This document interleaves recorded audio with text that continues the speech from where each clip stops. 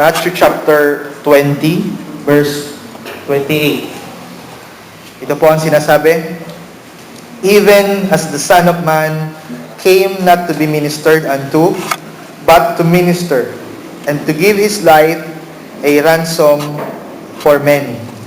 Tayo po ay manalangin. Ama, samahan mo kami sa aming pagtalakad sa talatang ito, and as we look upon the term ransom, help us, Lord God, to understand the depth of this word, Lord God.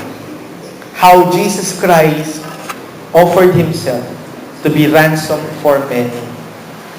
How He did all those things on the cross.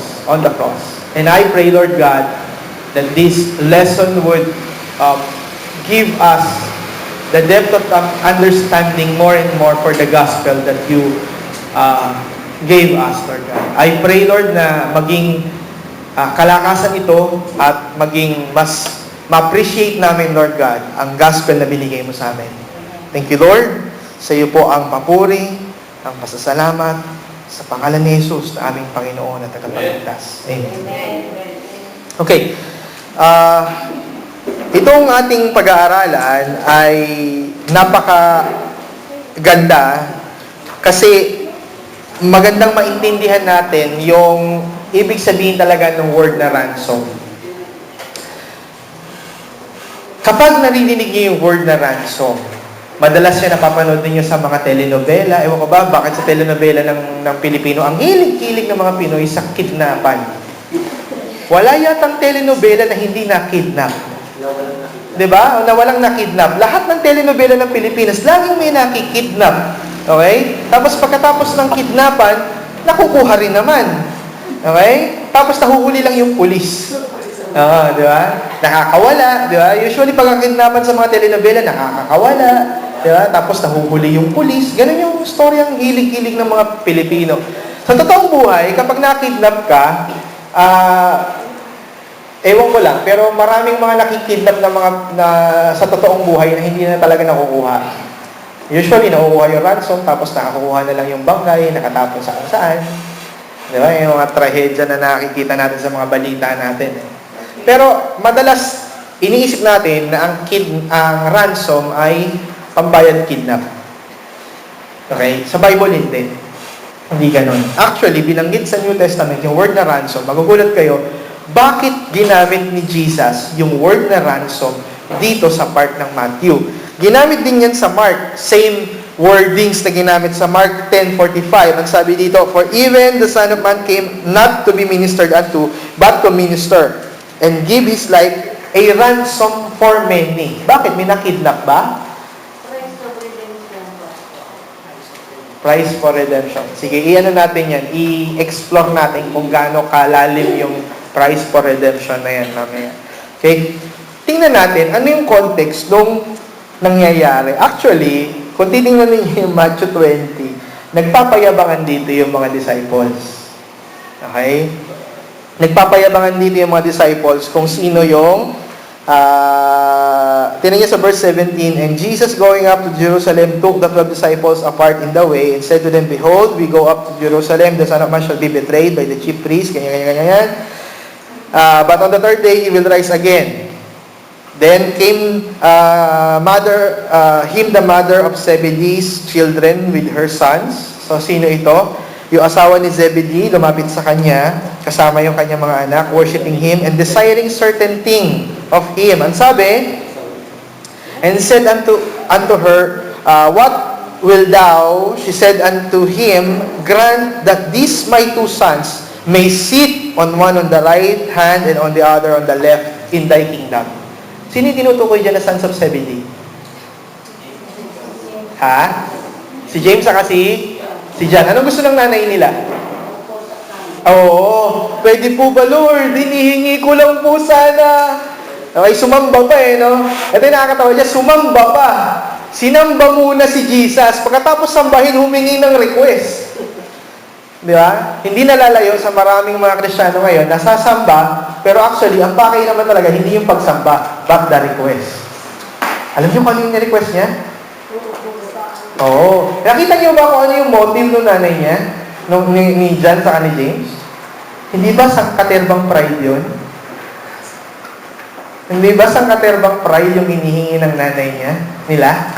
Na maupo sa kanan at sa kaliwa ni Jesus ay si John at si James. Wow! Napakagandang pangarap ng nanay. Actually, yung mga nanay naman talaga, ganyan ang pangarap sa anak. Tama ba ako? Pangarap naman talaga ng mga magulang na magtagumpay yung mga anak.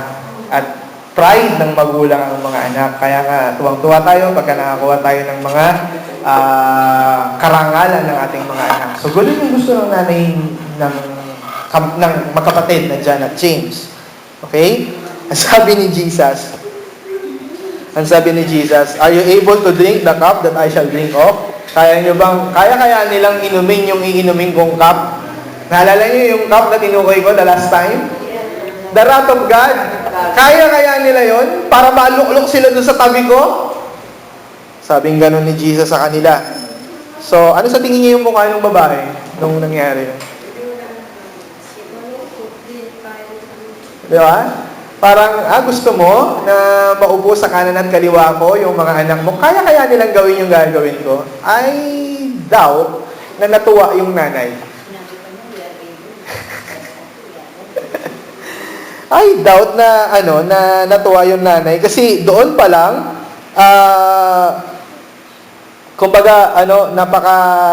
sinop lang kagad ni Jesus. Ito yung nakakatawa dyan. Ano sabi? They say unto him, we are able.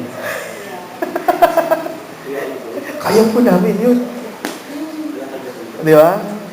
And he said unto them, ye shall drink indeed of my cup, and be baptized with the baptism that I am baptized with.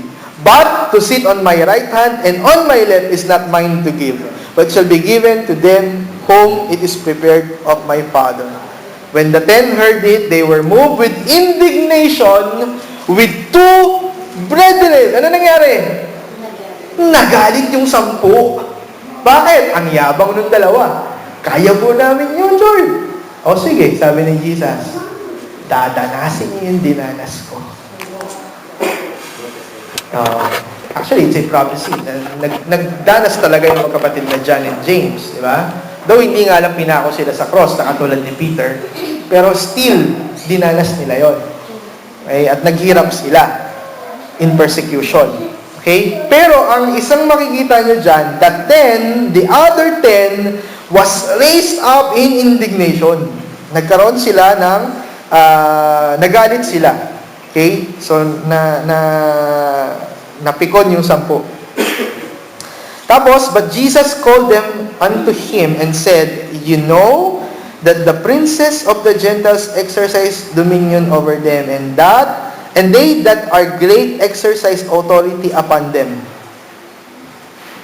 Sa mga hintil, yung mga leader, ginagamit yung kanila authority. Pero merong bad news sa kanila. Ano yung verse 26? But it shall not be so among you. Pero hindi ganun sa amin.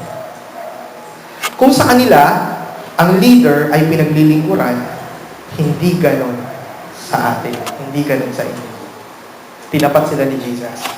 Okay? And whosoever will be chief among you, let him be your servant. Aray ko.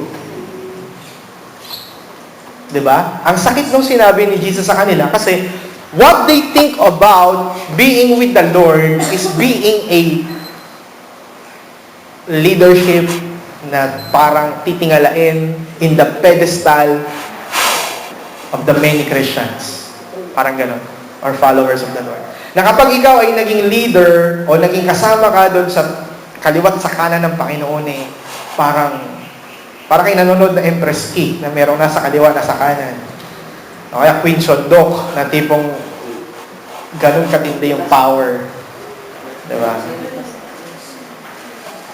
Ano bang mga imperyo series sa kapamilya? Wala. Kasi puro 2 wives natapos din sa wakas. Natapos din. Wala, hindi ako mahilig sa ganun talaga. Gusto ko yung mga imperialistic, yung, yung Korean novela. Ganda ng history kasi ng China actually. It's a Chinese history. Doon sa Empress Ki, pinapakita ngayon, nung buo pa yung China, nandun pa yung mga Mongols, nandun pa yung Koryo, which is Korea. Isang buo pa sila.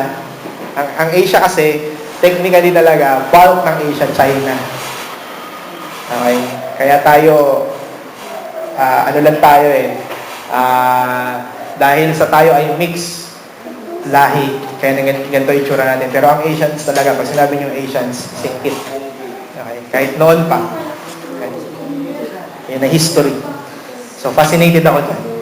Okay, so, ang nangyari, sabi ni Jesus, sige, daranasin nyo yan. Pero hindi kayo pwedeng maupo sa kanan ng kaliwa ko.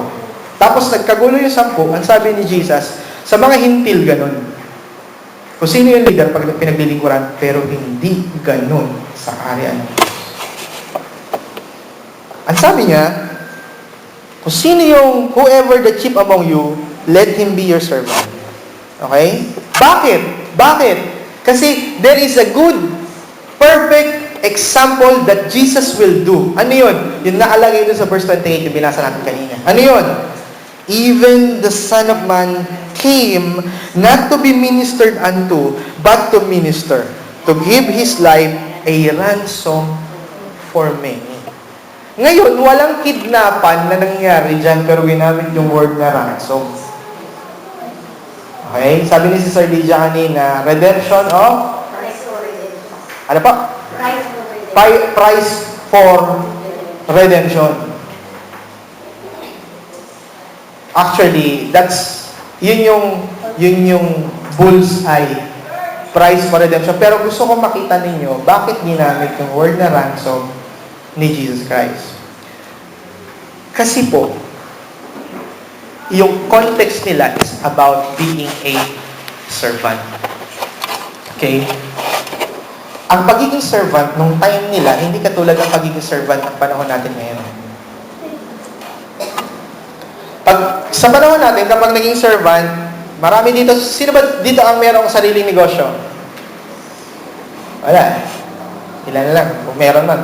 Napakaliit lang ng ano. Di ba? Usually sa atin, we are all workers. Tama ba? We all work here. Dito sa church, karamihan sa atin talaga workers.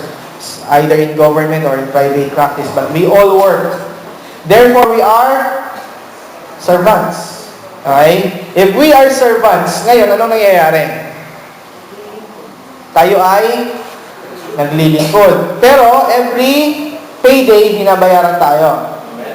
Pero, besides the work that we do, wala nang karapatan yung ating mga amo sa atin. Tama mo ba? Walang karapatan yung amo nyo. Ikaw, dapat mapangasawa mo kasi servant kita. Pwede ba yan? Hindi. Hindi niya pwedeng panghimasukan yung private life niya. Tama? Ganon yung ating pagiging servant. Noong panahon ng mga lumang Pilipinas, meron tayong tinatawag na aliping sa gigilid at aliping na mamahay. Okay? Kapag sinabing aliping sa gigilid, ikaw yung laging nandun sa bahay ng amo mo. Okay? Kapag sinabing aliping na mamahay, meron kang karapatan to have your own home. Mas mataas yung level mo. Pero, the same way, aliping ka pa rin. May bahay lang yung isa wala. Pero, all the rights are waived. Ibig sabihin, wala kang rights. That's the concept of being a servant noon. Kahit nung panahon ng Panginoong Jesus, being a servant is a servant. Alipin. Ngayon, sa panahon natin, dahil masyadong pragmatic yung ating kultura, simula nung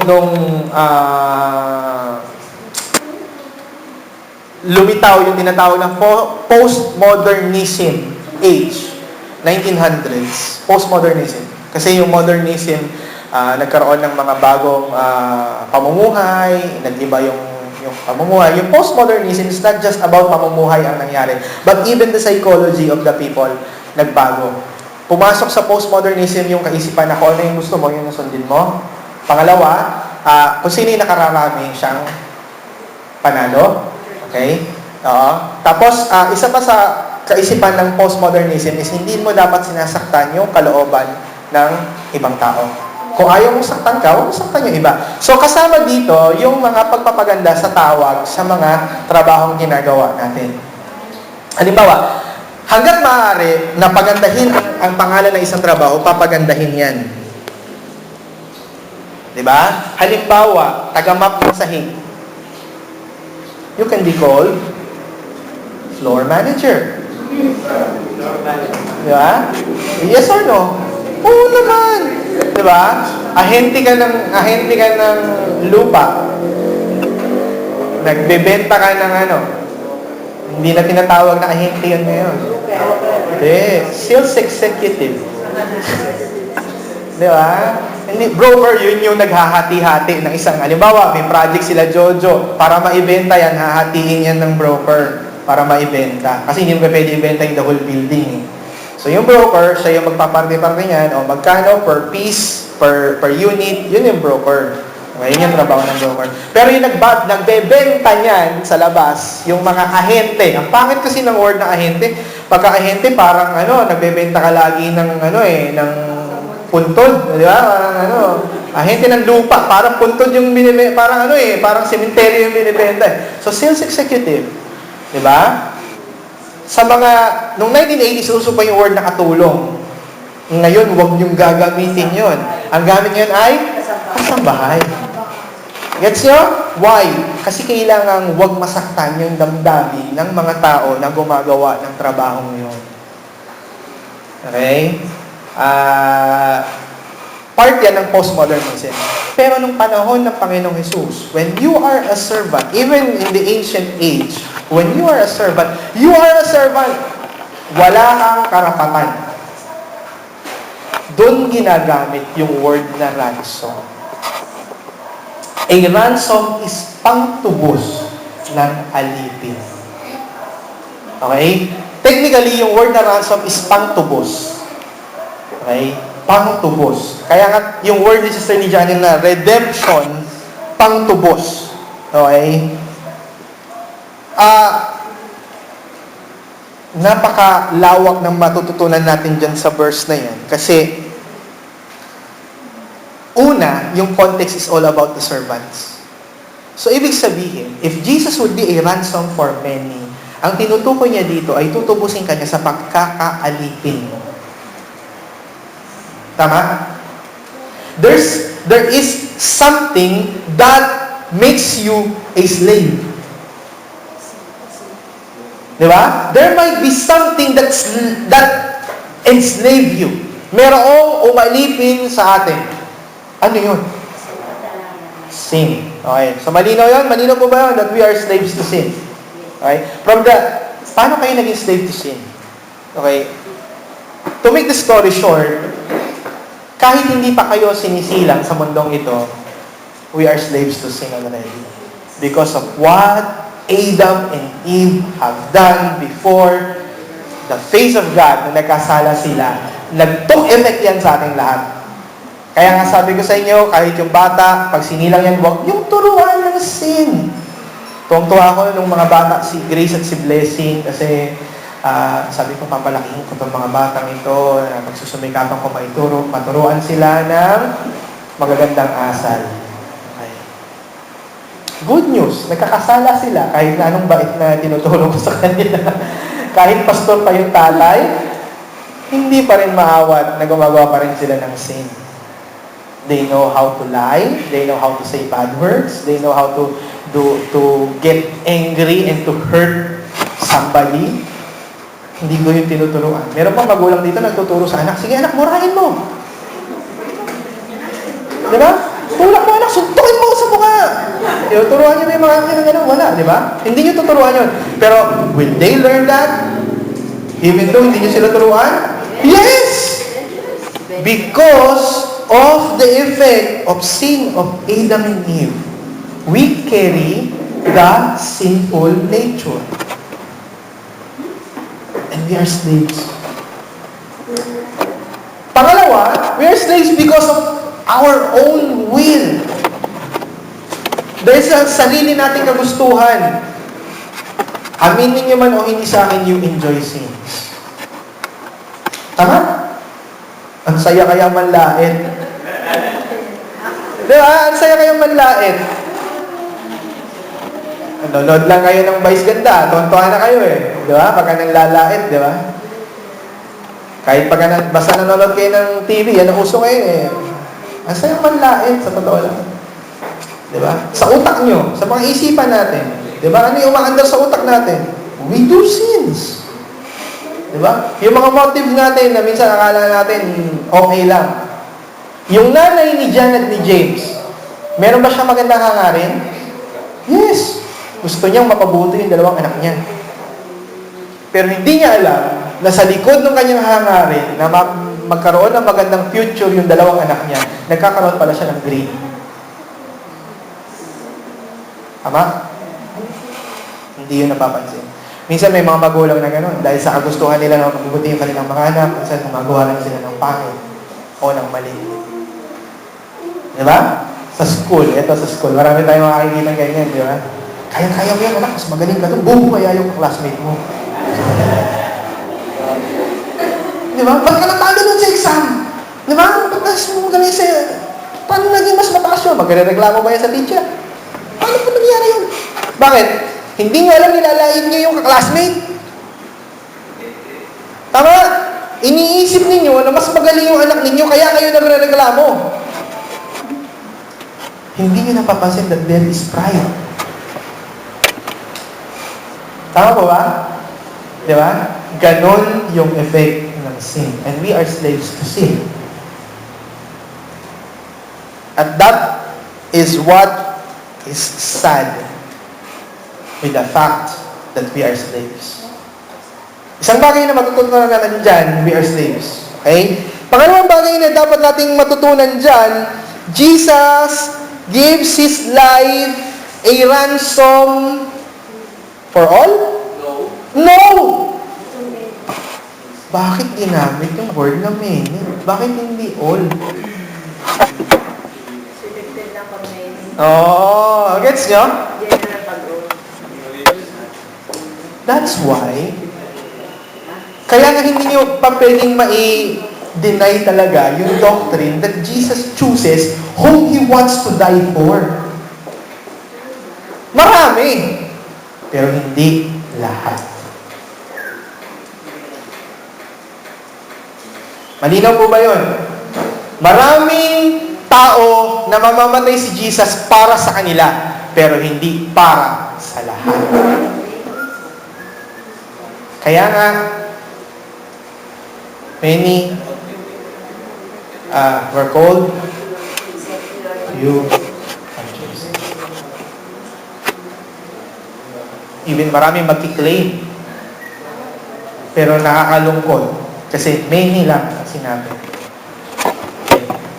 Jesus died, or Jesus gave His life a ransom for many. Okay, so, mag-move on tayo. Gusto ko pang makita ninyo paano ginamit ng Old Testament yung word na ransom. Kasi yun yung paggamit ni Jesus Christ. Okay? Ganyan niya ginamit yung kanyang word na ransom. So, yung word na ransom ay pantubos sa alipin.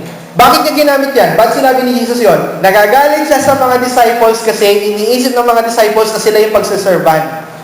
Pero ang sinabi ni Jesus, hindi ganon. We should serve. Kahit nga ako Kahit nga ako. I will offer my life as a ransom for many. Ibig sabihin, papalitan ko sila. Gagamitin ko yung aking sariling buhay para sa kanila, para matubos sila. Sila mga alipin. So, pagtubos. Okay. So, saan ginamit ng Old Testament yung word na ransom? Isa sa mga pinagamitan, yung word na yan, sa Exodus 21:30.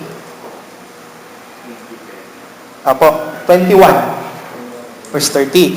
Nung binigay ng Panginoon yung kautusan sa mga Israelita, ito yung isa doon. Yung IRR. Kasi di ba nagbigay si God ng 10 Commandments. Yun yung basic law. Pagkatapos ng basic law, ng 10 Commandments, nagkaroon siya ng implementing rules and regulations. Yun yung from chapter 21 and so on ng Exodus. Diyan yung mababasa paano i-implement yung Ten Commandments. Kaya nga sabi ko sa inyo, kung susumahin ninyo, umabot ng mahigit 500 yung kautusan dahil doon sa implementing rules and regulations sa IRR. Okay? Basic law yung 10. Pero pag binranch out ninyo yung 10 na yun, malawak yun. So ano sabi ng 21 verse 30? If there be laid on him a sum of money, then he shall give for the ransom of his life whatsoever is laid upon him. Bakit ginamit yung word na ransom dyan? Ano yung nangyari? Patungkol yan saan?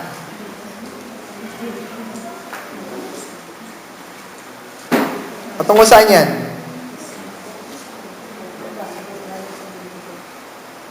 Iba-iba yan. Tingnan ninyo. Patungkol sa alipin na nabungi mo, pagka na meron kang sinuntok na alipin, tapos natanggalan mo na siya ng ngipin, okay? Kasi noon, ang batas ng Panginoon, mata sa mata, ngipin sa ngipin. Okay? Pwede ba bubungihin ka rin? Hindi. Di ba? Hindi. Halimbawa, minapatay kang ox ng kapitbahay mo. Anong gagawin mo? Papalitan mo? Hindi. Paano mo kayo magiging sakto? Pwede yun. Sana kung makakapag-usap kayo. Pero, what is the solution? Okay, lalo na kung hindi kayo magkakaroon ng magandang kasunduan, ano yun? Ransom. Okay? If there be laid on him a sum of money, then he shall give for the ransom of his life whatsoever is laid upon him. Lalo na kung may napatay ka. Okay? So, ang ransom is pantubos. Pambayad danyos. Pambayad, ano tawag dito? Tama, naintindihan niyo yung word na danyos? Danyos pervicios. Damages. Masyado tayong Spanish, influence. So, pag sinabi kong danyos pervicios, naintindihan niyo na. Payment for the damages. Okay? Bayad sa mga nasira sa'yo. Nasira mo. Okay. Alin po? Dote po yun, di ba? Dore. Oo, hindi danyos. Kasi yung danyos is for damages. Kapag meron ka nasira. Spanish din po ang dore. Oo, Spanish din ang dore. Dowry nga yun eh. Dowry sa Tagalog, di ba? Spanish. Pag sinabing payment for damages, meron kang nasira, bayad yun. Ransom ang terminology ginamit sa Exodus. Okay? So, ransom. Ibig sabihin, in any offense that you've done, there should be a payment. And there should be a ransom. Kaya hindi ito, sabi ko sa inyo, ang layo ng concept natin sa ransom. Kasi sa atin, parang may kukunin sa'yo, babayaran mo. Hindi. Sa Bible, pag may nagawa ka, bayaran mo. Nagets nyo? Sa concept natin ng ransom, there is something that have done to you. Tapos, ikaw pa yung magbabayad ng ransom. May ginawa ng mali sa'yo, ikaw magbabayad ng ransom. Iyon ang concept natin sa panahon natin ngayon patungkol sa ransom. Sa panahon ng Bible, may ginawa kang mali, magbabayad ka ng ransom. Hindi ikaw yung offended. Nagets nyo? What's the difference? The difference is, hindi ikaw yung ginawa ng offense. Hindi ikaw yung ginawa ng offense. Ikaw yung nakagawa ng offense. And you should pay for the damages. Yun yung ransom ng Old Testament and even in the time of Jesus. Slaves. Pambayad sa slaves. Para makalaya ang isang slave, okay, bayad ka ng ransom. In fact, paano ba nagiging slave ang isang tao? Paano nagiging slave ang isang tao? Pinambayan. Or, meron silang matinding pagkakautang. So, sino gumawa ng offense? Yung slave din. Di ba? Kaya kailangan nilang magbayad ng ransom para makalaya sila. Okay? Sa panahon natin, pag sinabi yung ransom, kayo yung ginawa ng mali. Oo. Tutubusin mo, pero ikaw yung ginawa ng mali. Di ba? magkaiba sa concept ng Bible. Sa concept ng Bible, ikaw yung gumawa ng mali, ikaw ang magbabayad. Magkaiba. Okay? Tingnan pa natin. Ano ba yung mga concept dyan? Ng ransom. Sa lupa, okay? Kung naalala ninyo si Ruth, ano yung storya ni Ruth?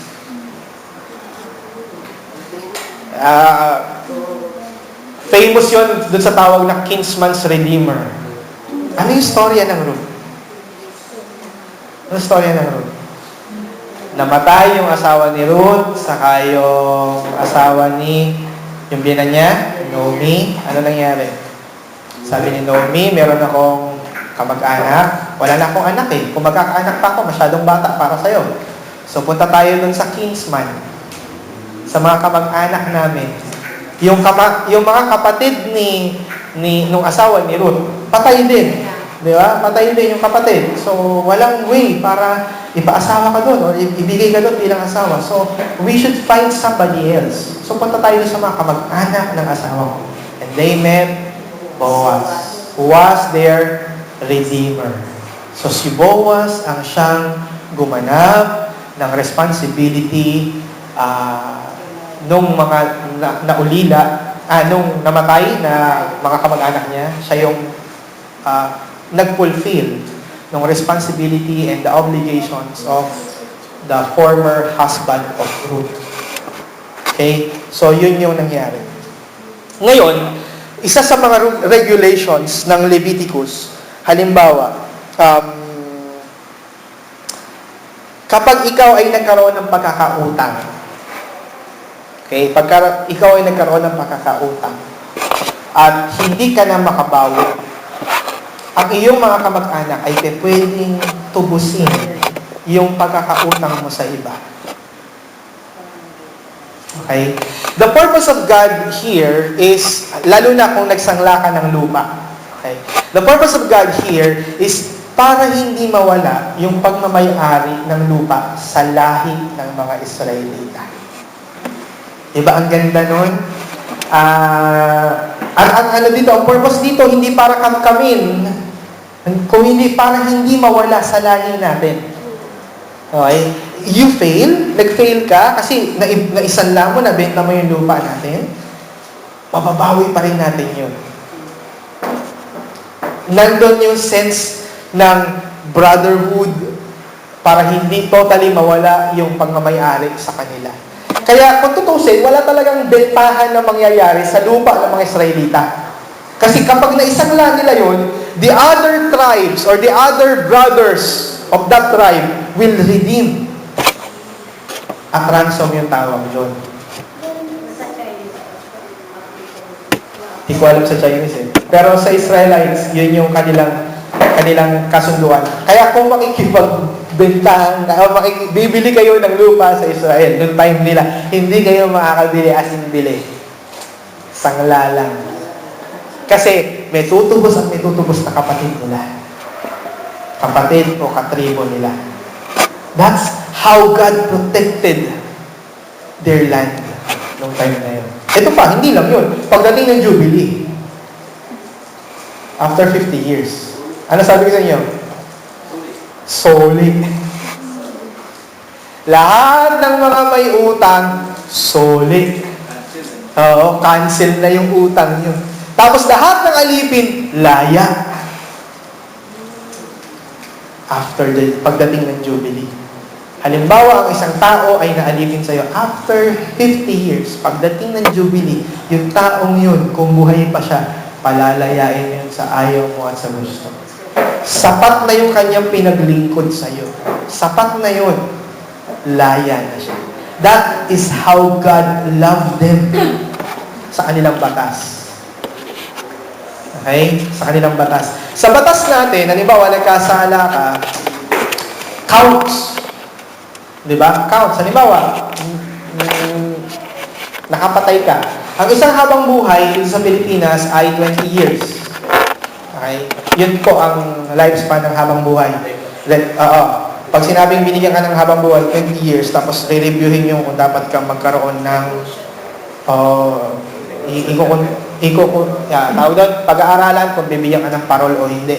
Pag sinabing parol, dadalaw-dalaw ka pa rin doon sa munti, pero monitored yung iyong trabaho, yung ginagawa. Pero, na-serve mo yung isang habang buhay. Kaya kapag sinabing ikaw ay binigyan ng 8 counts ng habang buhay, ilan yun? 8 times 20. 160 years. Kung mabubuhay ka after 160 years, i-review yung parol mo. Yun ay kung buhay ka pa. Sa atin ganun, counts. Sa Israel, when you became enslaved, okay, when you became enslaved, pwede kang makalaya after 50 years. Jubilee. Okay? Ito pa. Bigyan ko pa kayo ng sample. No? Sa Leviticus 25, ito yung sinabi, 51 and 52.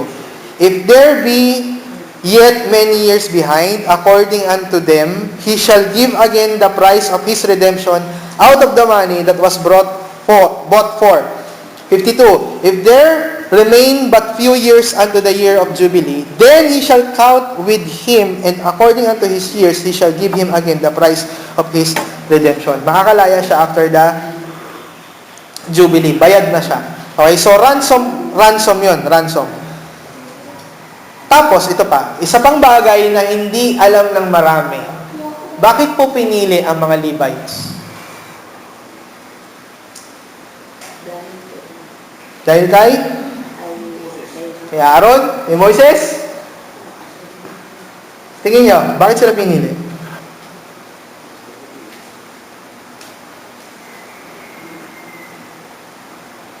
Ano sa tingin nyo? Bakit sila pinili?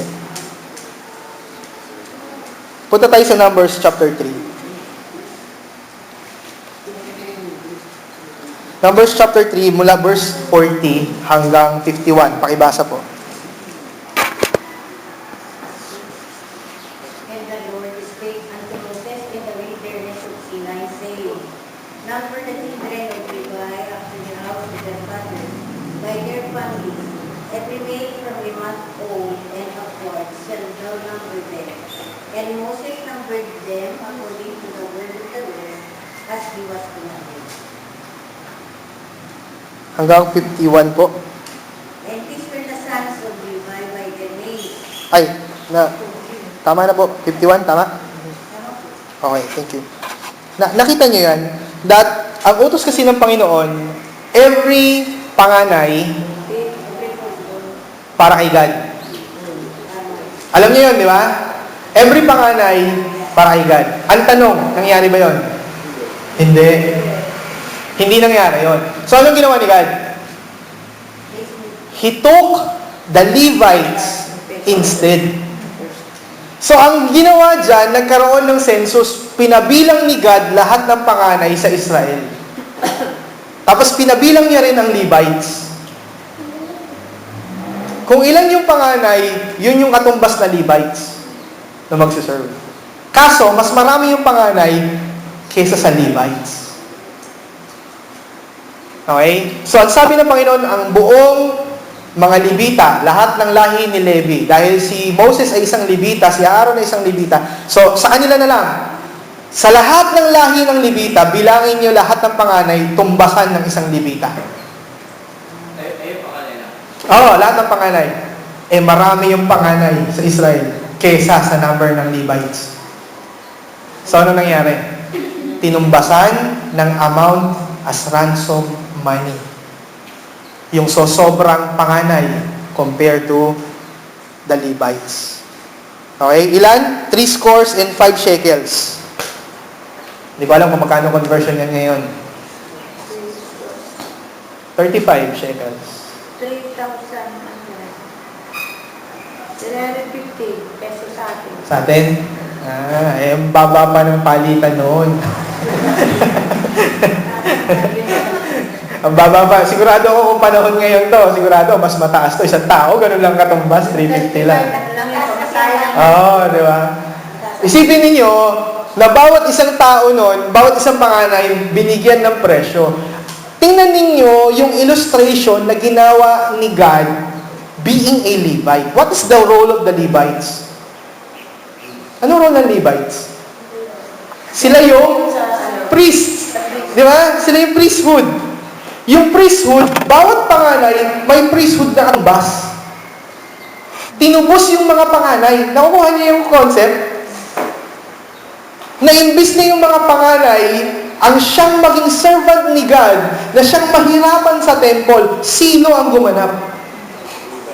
The Levites, the priest. Which is the role of Christ? Which is the role of Christ? He is our great high priest. Nakuha niyo yung illustration na ginawa ni God, na sa Old Testament pa lang, nagpapakita na siya ng gagawin ni God. Tapos, may katumbas na ransom yun. Ang bawat isang tao na hindi kayang tumbasan ng bilang ng Levites will have a ransom money, bayad, para sa mga Levita. So, kung sino yung panganay, sa buong Israel, magbibilangan sila, census, kung 300 persons, tutumbasan niya ng ilang shekels, hati-hatiin nila, yun ang babayaran ng mga tao, pambayad dun sa temple, para sila yung ransom money, para dun sa mga panganay na hindi nagkaroon ng katumbas na Levites. Nakita niyo yung ganda ng concept ni God, noon pa, na meron kagad siyang pangsalo, meron siyang pamalit, instead of you, kaysa ikaw. Noon yung concept na ginawa ng Panginoon, panahon pa lang ni Abraham, kung paano dapat ang papatayin si Isaac, merong pinalit. Ano yung pinalit? Yung ram. Dito naman, instead na panganay ang siyang aalisin, isipin ninyo naman, halimbawa kayo, ang Israel noong time na yon, ang kanilang hanap buhay at that time is farming. Diba? Farming. Cattle and livestock, yun yung kanilang mga kinabubuhay. Tatanggalin yung panganay nyo. Kayo yung tatay, tatanggalin yung panganay nyo. Ano mangyari sa inyo? Hindi ba masakit yun? Unang anak mo, hindi mo mapapakinabangan, hindi mo makakatulong. Unang anak mo, na aasahan mo na papalakihin mo para maging kaagapay mo, aagawin sa'yo. What God did? Anong ginawa ng Diyos? Anong ginawa ng Panginoon? For their convenience, kumuha siya ng isang tribe na maglilingkod para sa kanya, katumbas ng bawat panganay ng Israel. Galing nung concept ni God. Kalain ko naisip niya yun. Kung paano niya tumbasan yung bawat panganay na meron sa Israel. That's the concept of ransom. Pamalit. Okay? Sa concept ng ransom natin, sabi ko sa inyo, di ba? I-offend ka ng isang tao, babayaran mo siya para hindi ka na niya i-offend. Okay? Kukunin niya yung something sa'yo, babayaran mo siya para hindi na niya kunin or solin niya yung kinuha niya sa'yo. Pero sa concept ng Bible, yung mga ginawa mo, ikaw ang magbabayad.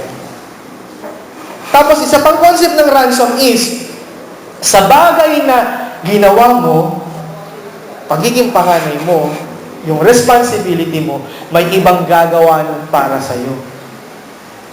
The other concept of ransom. Another concept of ransom is, meron kang responsibility, hindi mo kayang gawin, may gagawa nun para sa'yo. Yun yung ginawa ng mga Levites. Nakuha nyo? Hindi mo kayang maglingkod sa Diyos. Hindi kaya ng mga panganay na maglingkod sa Diyos. So, anong ginawa ng Panginoon? Nag-assign siya ng Levites whom will redeem them. May ransom payment, and that is the Levites. The priesthood. Kaysa sila yung mahirapan, kaysa sila yung ma-require, merong nag-serve para sa kanila. Yun yung trabaho na ginawa ng Levites. Nung inaaral ko nga ito, sabi ko, grabe yung concept ni God, yung kanyang pagmamahal. Kasi alam ni God, even in the beginning, that we can't. The Israelites can't. Kaya ba ng Israelites? Hindi. Isipin nyo, iba-ibang tribe, iba-ibang panganay. Kanya-kanyang saltik yun. Di ba? Iba-ibang ugali yun. Iba-ibang ano yun. Iba-ibang magulang yun eh. Di ba? Iba-ibang tribe. Pero ang ginawa ni God, kumuha siya ng isang lahi kung saan itong lahi na to, ito yung preserve ko to serve me. Di ba? Itong lahi na to, ito yung culture ko, ito yung aalagaan ko, ito yung aking, kumbaga, ibibreed to serve me. Tapos tutumbasan nun, bawat isang panganay ng every family. Na-serve ni God yung kanyang purpose, okay? Tapos natubos niya yung pagkukulang ng mga tao. May kakulangan yung mga tao, tama? Yung Israelites, may kakulangan sila? Yes, hindi nila kayang i-serve si God. So gumawa ng paraan si God para makapag-serve yung mga tao, though hindi talaga sila yung nagsiserve. There's somebody who serves Him, nagawa niya yung purpose niya, natubos niya yung mga tao. Kuha niyo yung konsepto ng ransom. Ganon yung ginawa rin ni God through the Messiah. Okay? Through the Messiah. Kumbaga, tinan niyo yung Numbers 3 verse 45.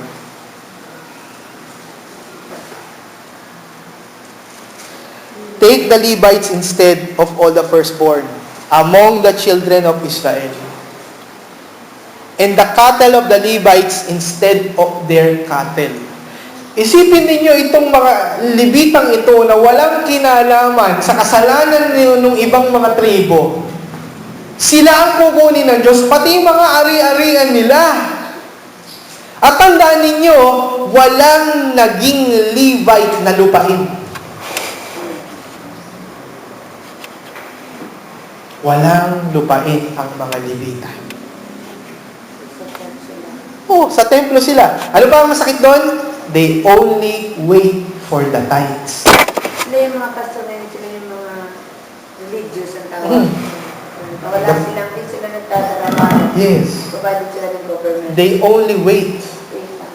They only wait. Kaya nga pagdating sa Malakay, nagalit si God eh. Di ba? Nabasa niyo yung Malakay. Di ba? Favorite verse yung Malakay 3:10. Di ba?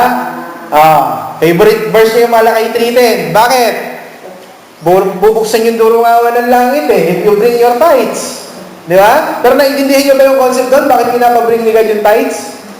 Kasi nagutom yung mga Levites. Dahil yung mga Levites lumabas ng temple. Ayaw nang mag-serve ng mga Levites dahil ang mga salbahing Israelita na tinubos ng mga Levites sa harapan ni God, ginutom nila. Actually, hindi naman nagbibigay lang ng promise si God doon. Nagbabanta si God sa kanila that they won't give the Levites the tithes. Gugutumin sila ng Diyos. Kaya nga, ending ng Malakay, nabasa na ba yung ending ng Malakay? Pag nabasa niyo yung ending ng Malakay, pag hindi kayo tumino, parurusahan ko kayo. Matawag din naman sila sa training. Ayaw na naman trabaho, tas anak lang sila ng anak. Sino po? Yung mga reklamo ng mga Israeli doon, sila kasi hindi pwede yung baga, hindi sila pwede. Magpigil. Anak ko lang sila ng anak, tapos pag sila ng government, magagalit yung mga Israeli kasi parang nangyari, tatrabaho sila para lang sa kanila. Actually, yun yung dilema nun. Kasi parang iniisip nila na parang, ba't ganun? Nagtatrabaho kami, hindi kami yung... Tapos sila wala. Nagtatrabaho kami, hindi kami ang nagkukonsumo. Kanina, nagkikwento kami ni Sister Beck. Nakakainis yung tax, di ba? How much is tax natin? 32. 32%. Isipin nyo, kung sasahod kayo na 100,000, 32,000 ang mawawala sa'yo. Gano'ng kalaki yun? Sabihin na lang natin, kumita ka na lang ng 10,000, 3,000 plus 10,000 mo mawawala. 6,800 na lang ang maiiwan sa'yo. Samantalang pinagtrabahuan mo yun ng isang buwan. Kaya nga ginagawa ko sa New Testament, kung ano yung maluwag sa kalooban. Sa church. Pero hindi po nagbago yung kanilang taxation system. Kasi yung tithes, kaya nga sabi ko sa inyo, the tithes is taxation system ng Israelites.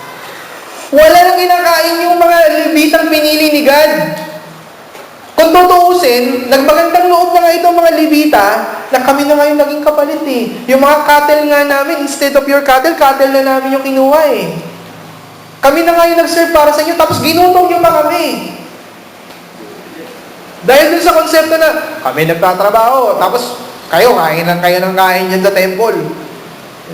Naiintindihan ito ng mga nagtatrabaho sa gobyerno kasi ganyan ang tingin sa atin eh, di ba? Di ba, lagi ang tingin sa atin ng mga nasa private, tax namin nang nagpapasahod sa inyo, tapos ganyan kayo. Oh, meron ako sinagot doon eh, excuse me ma'am, nagtatax din ho kami. Businessman nga ho kayo, mas masarap nga ho kayo kasi kayo na itatago niyo yung tax nyo, kami ho hindi eh.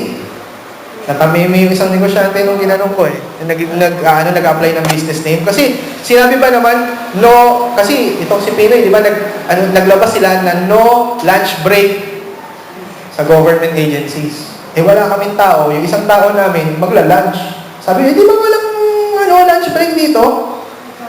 Sabi ganon. Eh kasi nga po ma'am, kaya nga po kami nakikiusap kasi isa po yung tao namin. Babalik naman po kaagad ng mabilis. Kasi talagang ngayon lang naman nangyari. Eh hindi, tax namin yung binabayad para pasweldohin kayo, ganyan.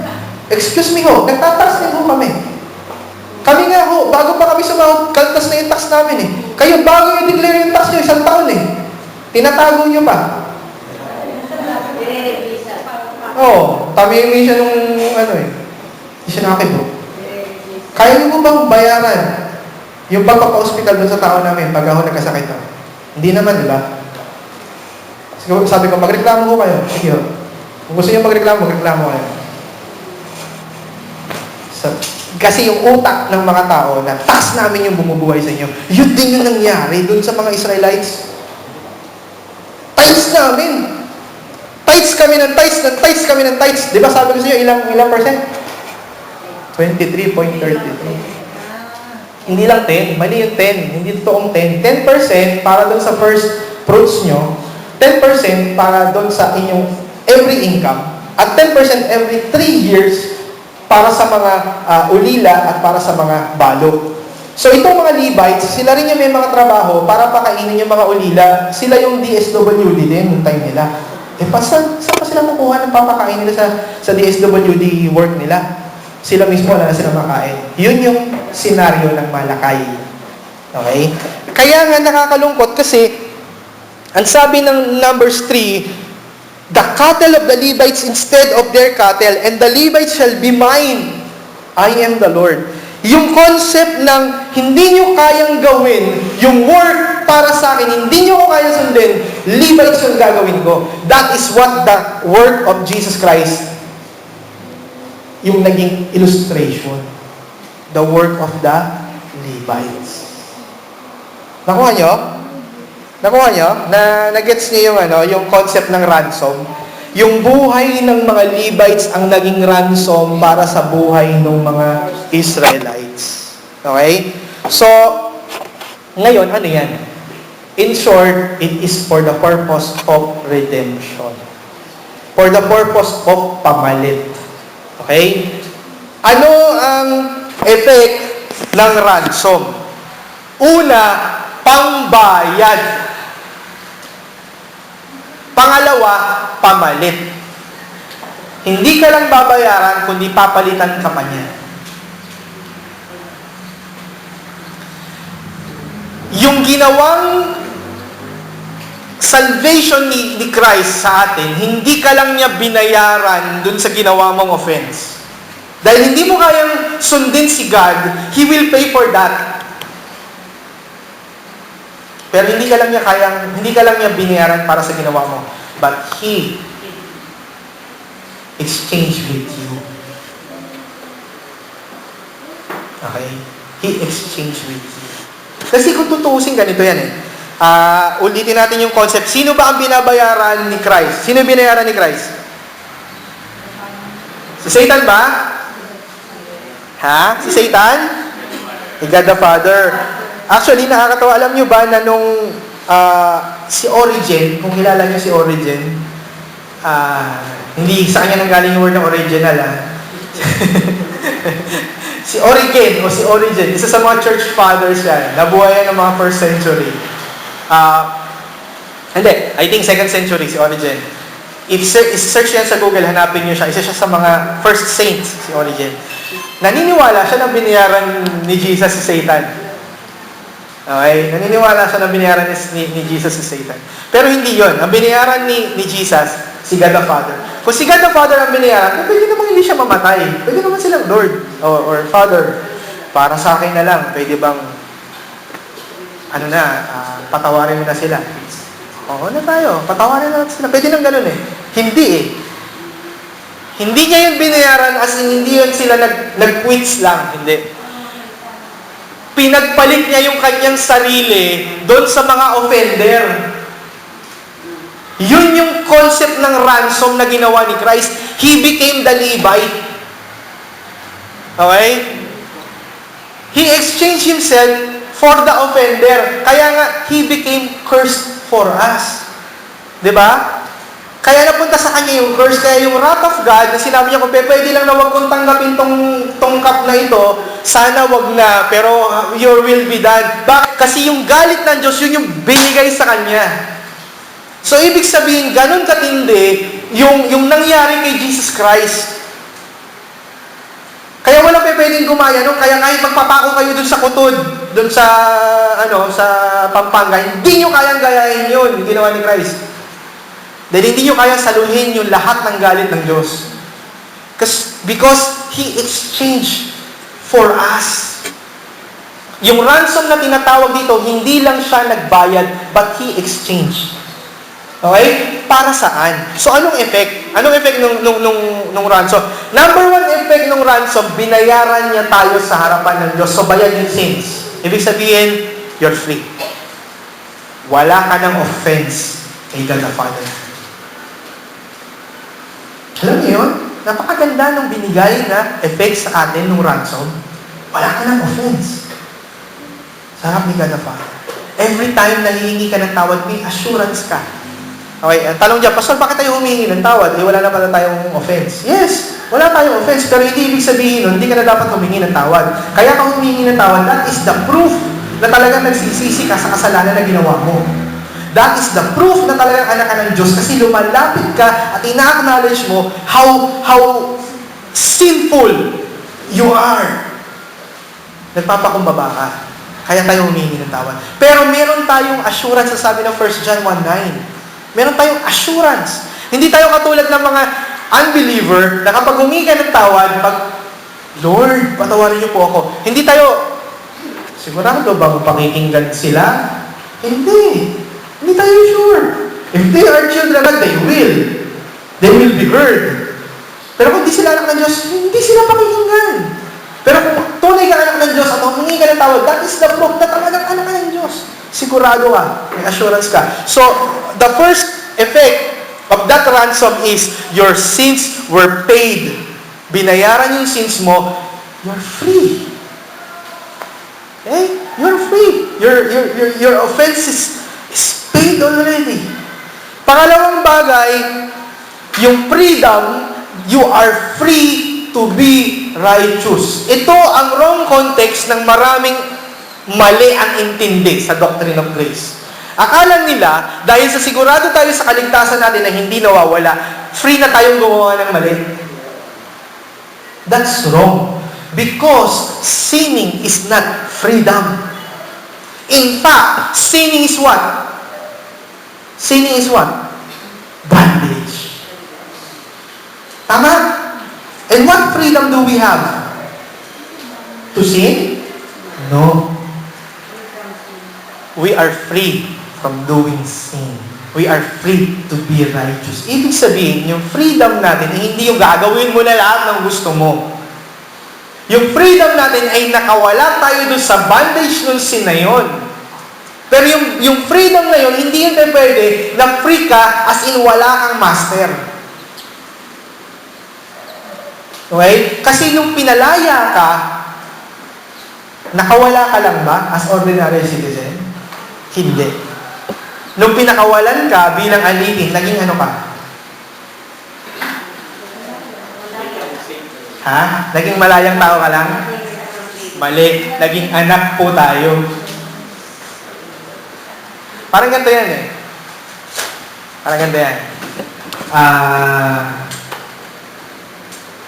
Halimbawa, si Ate Flor, si nanay, kumbaga siya yung yung nanay ni Ate Flor, siya yung ulo ngayon, tama? Sa bahay nila. Although bahay ni Ate Flor yan. Pero syempre, si nanay ang authority ngayon. Tama ba, Ate Flor? O kayo ang sinusunod ni nanay niyo? Though kayo yung may-ari. Pero siya yung authority, di ba? So, naniniwala ako na kapag sinaway kayo ni nanay, humihinto kayo. Pag sinabi ni nanay na, Floricel! Nakikita ko kasi Bible study, pagka sinabi ni nanay, Floricel! Ganun lang ang words nun eh. Ganun lang terminologies niya eh. Ganun yung kanyang tawag kay Ate Flor. So, hihinto si Ate Flor, halimbawa mo, di ba? Kung ano mang ginagawa niya, pag tinawag siya, Floricel, hihinto kayo, tama? Okay, ganito. Halimbawa, si nanay nandun. Tapos, bigyan ko lang ng illustration, ha? Si Margie nagsiserve sa inyo. Di ba? So, technically, si Margie, servant. Eh, pag sinabi ni nanay, ampunin natin si Margie. Ano magiging kalagayan ni Margie? Servant pa rin? Hindi, no? Anak na. Nung tayo ay makasalanan, we are slaves to sin. Nung pinalaya tayo, hindi tayo naging malaya lang, kundi tayo ay ginawang anak. Kaya hindi ka malayang gumawa ng sin. Because though you are free from doing sin, you're free from the bondage, meron kang isinuot na bagong kalalagayan. Ano yung sinuot natin bagong kalalagayan? Being the children of God. Therefore, we are free to do righteousness. Yan yung salvation na meron tayo, mga kapatid. Yung salvation natin, hindi yan malayang gumawa ng kasalanan, hindi. Pinalaya tayo sa sin, pero isinot natin yung bagong kalalagayan, which is being a children of God. Therefore, what is expected from us? Ano yung expect sa atin? Ha? Ang anak ay dapat umaarte o gumaganap or umaakto kagaya ng magulang. Tama? Yes. Actually, halimbawa, nag-ampon kayo, hindi nyo ba napapansin? Kami may ampon kami, pero hindi halata ng iba na may ampon kami. Sa family. Isang kapatid ko, ampon yun, pero hindi halata ng iba. Bakit? Kapareho na namin siya ng taste. Kapareho namin siya magsalita. Okay? Gupit ko, gupit niya noon. Ganun kami. Nagiging magkamukha kayo, doon hindi kayo magkamukha. Singkit nga yun, lalaki ng mata namin eh. Pero hindi siya nahalata. Kasi kung ano yung taste namin sa pagkain, yun na rin yung taste niya. Nag-iiba eh. Nakuha nyo, you adapt on what nature you are wearing. Sinusuot mo yung pagiging anak ng Diyos simula nung naging Kristiyano ka. Kaya ikaw ay nagiging kamukha, kawanis ng Diyos.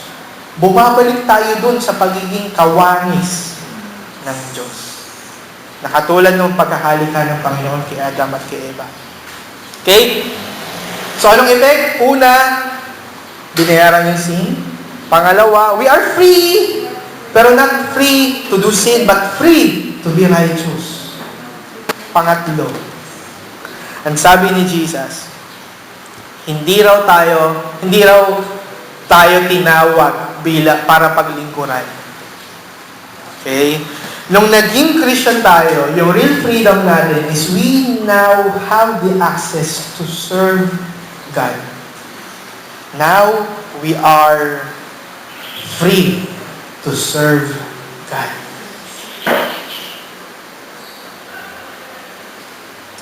Kasi technically, nagampanan ni Jesus, the high priest, yung role na dapat ikaw. So, we are free now to serve Holy ka. Ito yung lalim ng salvation na meron tayo. Hindi lang kayo pupunta sa langit. Ito yung nakakatawa lagi. Kapag tinatanong ninyo, anong ibig sabihin ng salvation? Ang intindi lang ng marami, pupunta sa langit. Kalokohan nyo. Pag ang intindi nyo po sa salvation ay pupunta lang kayo sa langit, baka hindi kayo saved. Baka hindi nyo naiintindihan ang totoong gospel. The real gospel is you were free. Binayaran yung sin ninyo. Si Jesus yung naging Levi instead of you. Binayaran niya yung ransom. And that ransom is, ikaw yung may gawa, pero siya nagbayad. Kaya yung word na redemption, sabi nga doon sa pelikula ni John Lloyd sa ni Sarah, big word! Yung word na ransom, big word. Okay? Ang bigat ng word na ransom, yung word na redemption. Kasi, He will act instead of you. Okay po? Amen. So, I hope na nakatulong ito sa inyo. I hope na nakabigay ng kaliwanagan na mas malinaw ang ibig sabihin ng ransom para sa ating lahat. Tayo pong lahat ay tumayo. Panginoon, salamat sa ibig sabihin ng ransom. As we understand, though we are limited in understanding, O God, I pray na sa pamamagitan ng aming mga pinag-aralan, sa pagkakaunawa, even from the concept of the Old Testament, sa ransom, kung papaano tinutubos, Panginoon, yung pagkakautang, kung papaano binabayaran, Panginoon, yung hindi kayang gawin ng isang tao, ay merong pumapalit para sa Kanya. That's the concept of ransom. And we thank you, Lord God, for illustrating it even in the Old Testament. Salamat po sa ransom na ginawa ni Christ. Dahil hindi namin kaya, siya yung gumanap instead of us. Siya yung naging high priest, worked as a Levite in behalf of all of us. Siya yung sumalo ng lahat ng galit mo, Ama, para sa lahat ng tao, para sa mga kasalanan namin na minahal mo. And we thank you for that. Salamat po sa kabutihan mo that Jesus Christ died for a ransom for many. Thank you, Lord. In Jesus' name we pray. Amen.